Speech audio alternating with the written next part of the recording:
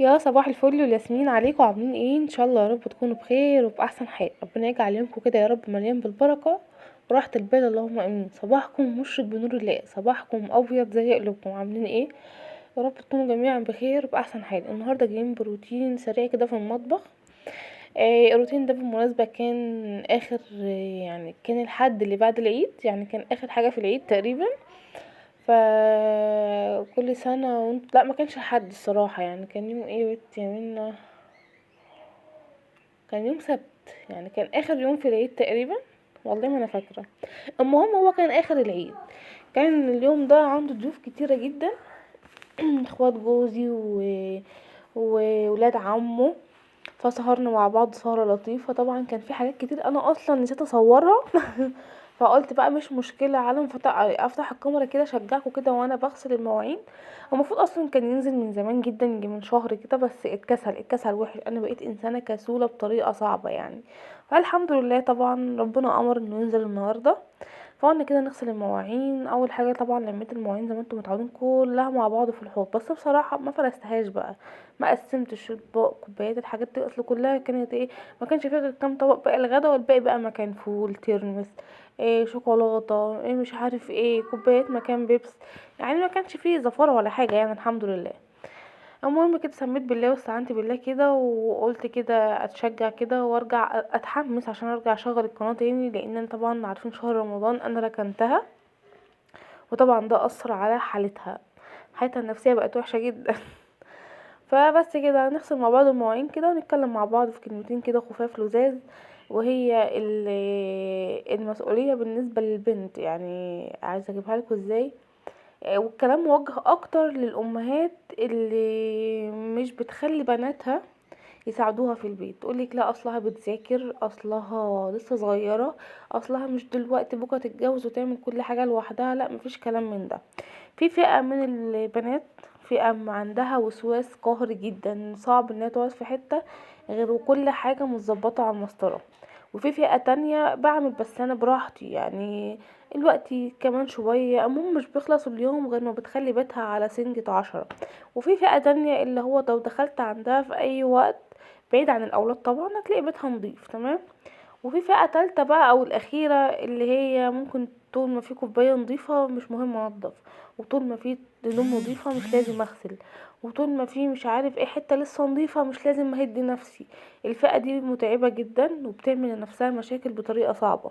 اللي هي مثلا ممكن ما تنضفش بيتها اصلا لكل اسبوع او كل شهر مرة، وده غلط جدا جدا جدا جدا. بشوف نماذج كتير مشاكل مع زوجها مع حماتها، هي نفسها تلاقيها مش طبيعية كده ومتعصبة دايما ومش طايقة كلمة من حد. ده لان انتي مالية بيتك بالطاقة السلبية، بيتك سلبي، بيتك مش نظيف، بيتك فيه مشاكل كتير، بقيت بقى اصل مش عارف ايه. نعم، حاضر. اللي هو مش مهم، ودايما اكل واشرب واطلع بره، اقعد على السلم، انزل لجارتي، اروح لجارتي. طب ما بيتك ومصالح بيتك واكلك وشربك وهدومك ونظافتك، طب ما كل ده في وشك، ده اساسيات واجب عليكي. اصلا انا مش متجوزه عشان ابقى خدامه. هو احنا ما كناش خدامين في بيوت، في بيت اهالينا؟ دي مسؤوليات، دي ما اسمهاش خدمه، دي اسمها مسؤولية. انا مسؤول مني واحد اتنين تلاتة اربعة.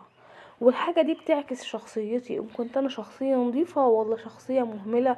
ومش عايزة اقول الفاظ تانية. ليه ما تقوميش من نومك كل يوم تفتحي شبابيكك، تغيري الطاقة السلبية بتاع بيتك، تبدأي دايما يعني انت لو ايدك في بيتك على طول عمرك ما توصلي لمرحلة ان حد يتكلم عليكي، او حد يقول ده هي او اصلها مش عارف ايه، اصلها مش نظيفة، اصلا انا اقرف اشرب عندها. في نماذج كتير جدا انا كشخص لو دخلت عندهم اقرف اشرب منهم عندهم كوباية المية.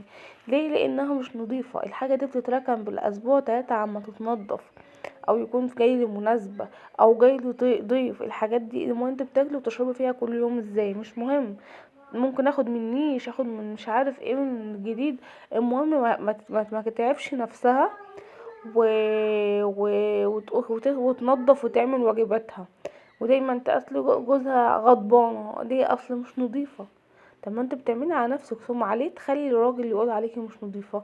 ليه تخلي سيرتك على كل لسان مع اللي يسوى واللي ما يسواش، وانت بايدك تخلي كل حاجة حواليكي زي الفل؟ الامهات اللي تقعد تقولك بلاش، خلي بناتكم تشارك معاكم لو بحاجه بسيطه، عودوهم ان دي مسؤوليه ودي واجبات، وان الواحده بتعكس نظافتها في بيتها وفي شكل جوزها واولادها. لو ولادك جوزك لابس كويس ونضيف وولادك نفس النظام، الناس بره بتقول عليهم اكيد مامتهم ست نظيفه. فياريت نتقي الله ببناتنا ونحافظ عليهم شويه ونعلمهم يعني ايه مسؤوليه. وطبعا هنا ده كان بواقي العيد بقى، كان تقريبا ده انا كده افتكرت الفيديو ده كان بعد العيد بكام يوم.